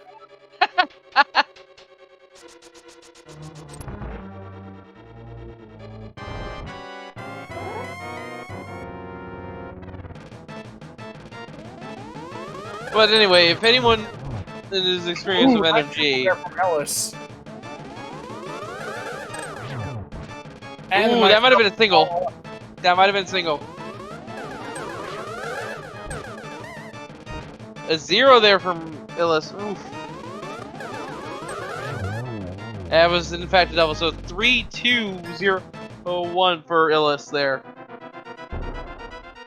But yeah, if anyone's been well versed in NMG, and I'm not sure if Ramond is, they're usually comfortable doing 14 hearts green mail against Ganon, with a few less safeties than this.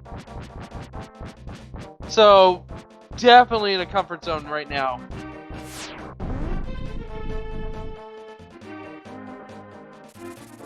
Let's see where Illus heads. Gonna, of course, have to mirror first. Do they do Agate Tower first? They do. No, chat, you can't guess blue balls again. It's the same for both of them.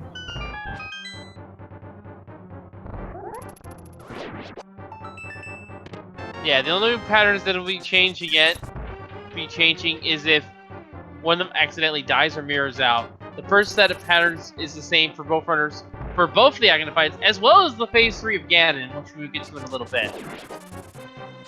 And we're gonna see a Holy Diver down here. Yep, one of our recently improved tricks. Doesn't even go in the chest. Now what you do to do Diver down there is you put down a red block. You can also use a bomb. And when you jump into the water, you kind of push yourself into the railing there of the stairs, which launches you into the actual railing there on the side, either with the bomb or the red block clips you in. And then you kind of hold up and right, and you hold out your sword, and you just kind of walk over that ledging and drop right in. Yeah, and we're about to see Argus just get absolutely melted here, I think. Yeah, our popcorn is going to be buttered. Yep, there we go. Already removed more than half the puffs, and this could be a 0 cycle. Not quite, not quite. We got that fancy spin in on the R guy. A single silver arrow shot right to the eyeball. Why do we have so many eye enemies in this game? I just don't get it. I don't know if there's our mirror shield. And that is the third pendant. That is the gold med. It is now time for Ramond to fight the pig. Gold sword and silver arrows in hand. There are 4 phases to Ganon fight. It is 6 slashes to Ganon for the first 2 phases, the trident throw and the fire shield phase. Afterwards, we enter phase 3, where the seeded nature comes into play. Ganon will start teleporting around the room. The amount of fake teleports is set between the runners of the first visit. Once Ganon stops, cover up your bacon, boy. Once Ganon stops teleporting in phase 3, you need to slash him 4 hits, and we will advance to phase 4, the darkness technique. Keep the torches lit. Hit Ganon with the sword once to stun him, and let loose 4 silver arrows, and that is GG. As we see Dash pokes here, he's doing the moonwalk back and forth with those fancy boots. And here we go, teleports are happening. He is in phase 3. As this Pigman likes to teleport back and forth. He's a jerk sometimes. I like to think that his OBS is lagging, and we just see him moving back and forth. Now, I will say something else to this effect. If you don't hit Ganon right away when he's doing this attack, he will not jump, but instead shoot a spiraling fire bat, which we're not going to be seeing here today. And he also can shoot bats in phase 4. And we won't see that either, because this looks to be it's going to be a double. Little hit here. We're going to wait. Oh, great positioning from Ganon. That is a double right there. Very quick phase 4. No worries with the fire bats knocking him into the pit. Ladies and gentlemen, get your GGs in chat for Ramond, who has won this series for Team Awesome. They are going to advance to the Darkwood Conference Finals with an official SRL time of 1 hour, 39 minutes, and 24 seconds. GG's to him.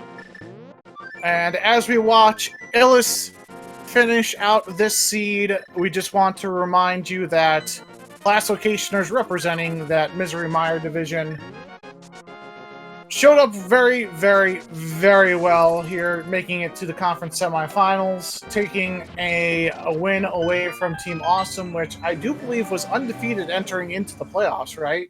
Yeah, that was their only loss so far, was to Last Locationers. And Last Locationers, this is the first time they've done it. They also denied their league, their top of the league from I've got to look up the schedule here. Hang on. But yeah, they denied their top seed in their division, which was Era 216, from getting a perfect record out of the regular season as well. Their one loss was to Last Locationers, and in fact, Last Locationers did also just end up beating them outright to get here.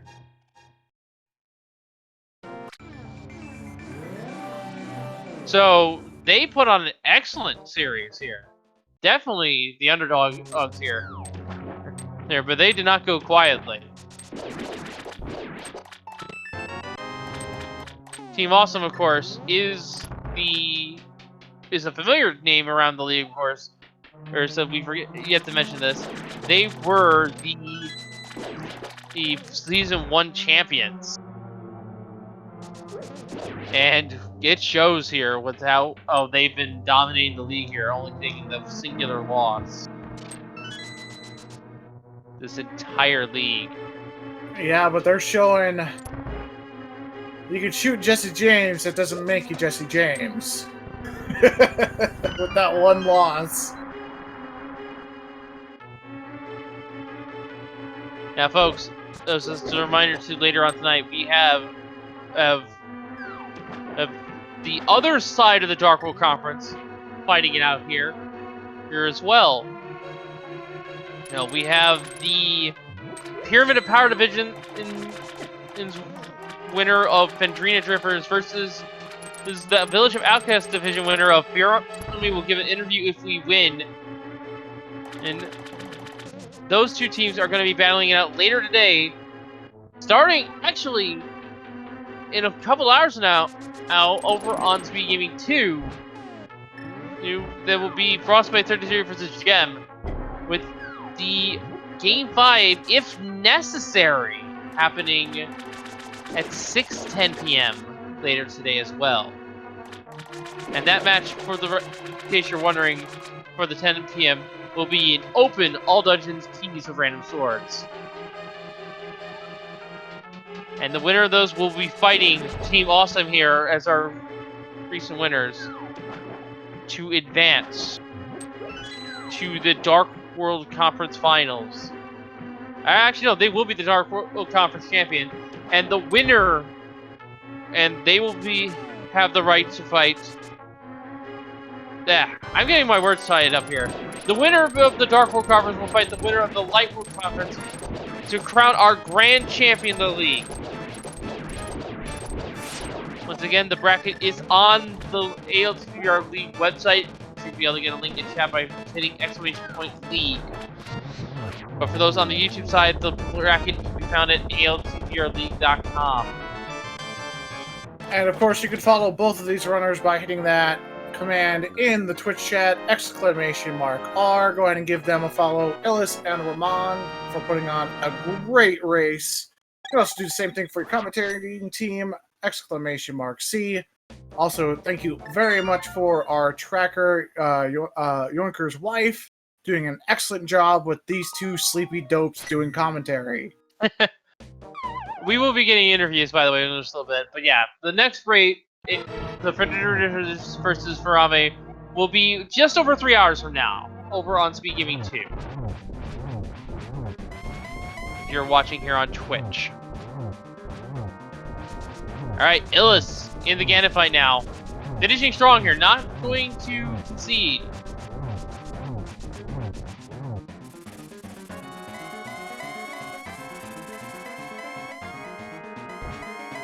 We know we're going to get a lot of teleports here in the first two movements, as the pig is going to be slippery here as you greased him up with that bacon.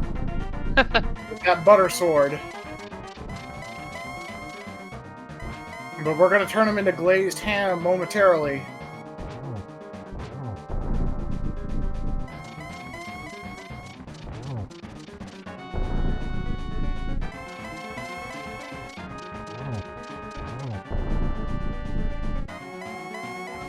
Alright. Here we go with the final hits here.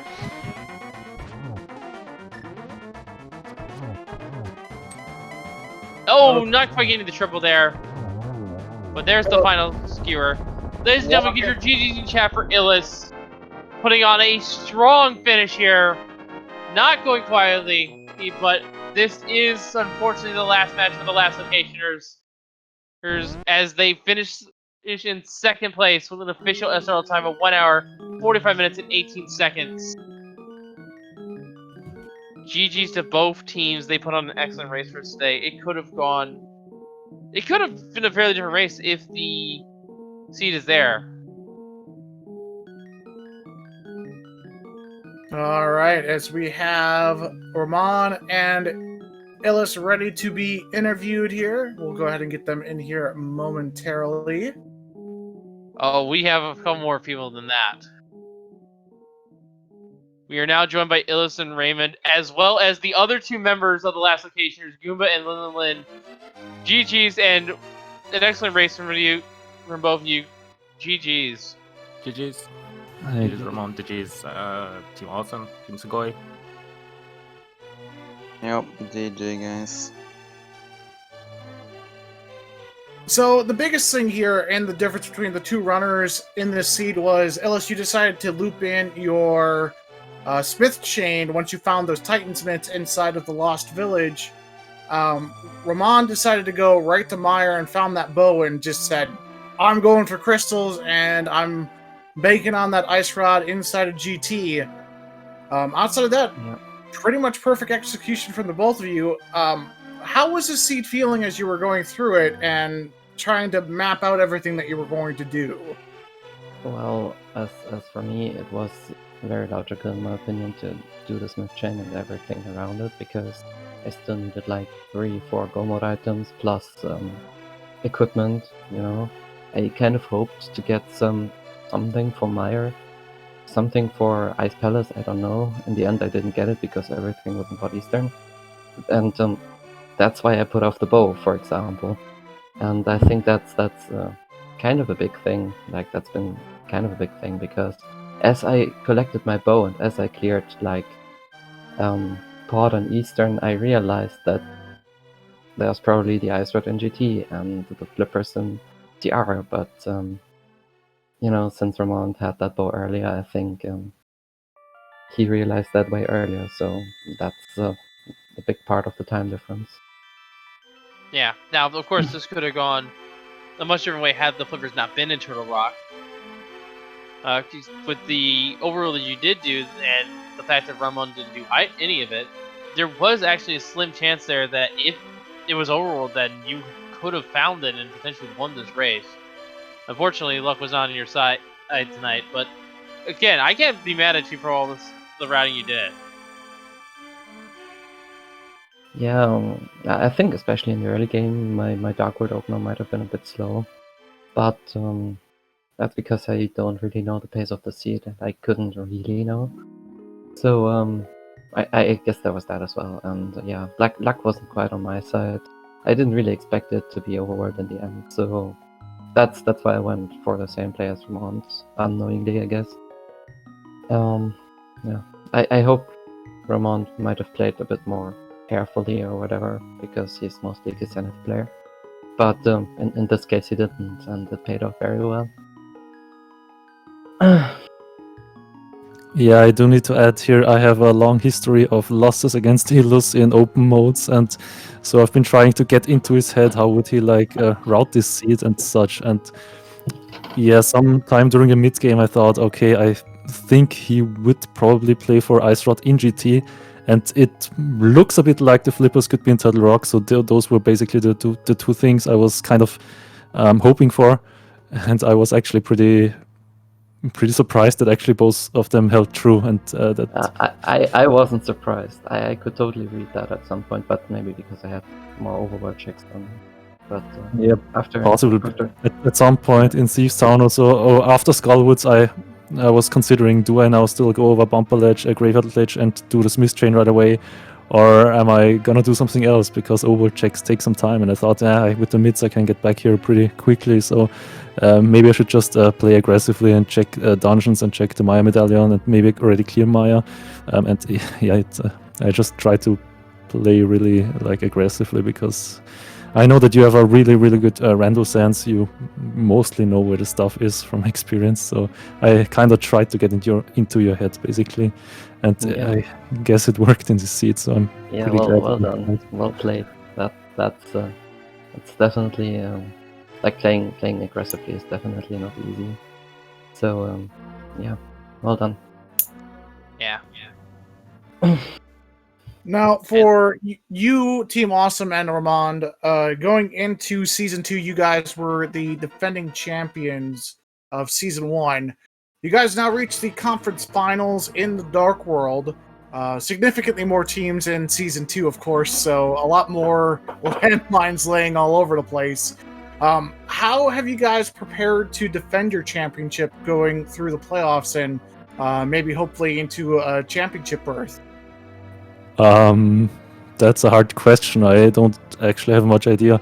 I mean, I'm basically the one guy who was basically switched in the team. I think Talane was the one who was in the previous iteration of Team Awesome, and I don't know. We don't actually prepare much somehow. We just take it as it comes, and we make the best of it, basically.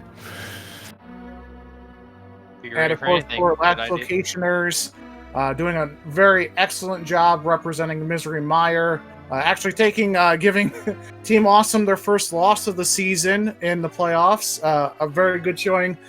Illus and Goomba and Lin. I'm expecting you guys are going to be coming back for Season 3, right? Almost certainly. Yeah, sure. Because we're good friends, and we definitely want to play together. Despite our atrocious luck. Yeah. I'm not sure if we chose the team name or if the team name chose us, but here we are. We'll definitely be back, and maybe we can win this whole thing at some point, sometime. I think we definitely have the thing to do so. But yeah, it didn't work out this season. But at least we beat Arrow 216, which were really, really good as well. And Yeah. I think we did very well overall. Yeah, correct me if I'm wrong, but I believe you were one of the, if not the only team, to be in the playoffs without a bye, if I recall right. I have to double check the schedule to be sure. It was Clown Parade as well. Clown Parade as well, yeah. Clown Parade as well, yeah.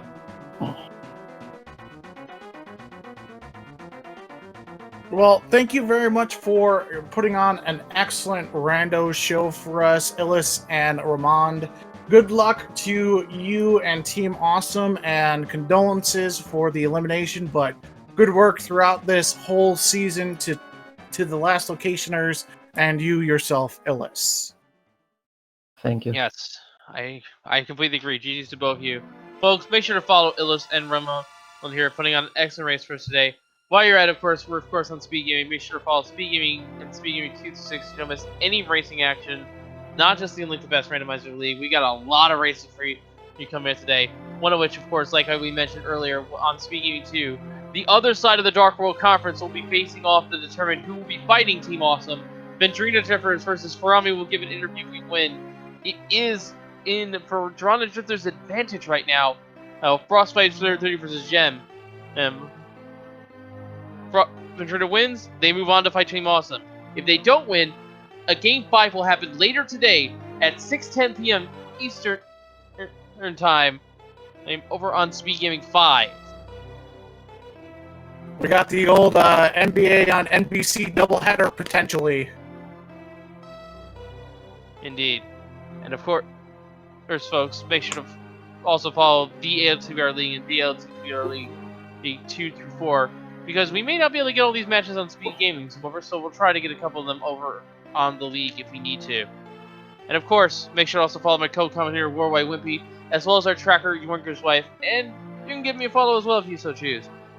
But from all of us here at the Link to Pass Randomizer League, I have been Wolfling0370, and we will see you all next time, and thank you for watching. Have a good day, everyone. I'm gonna go get some sleep.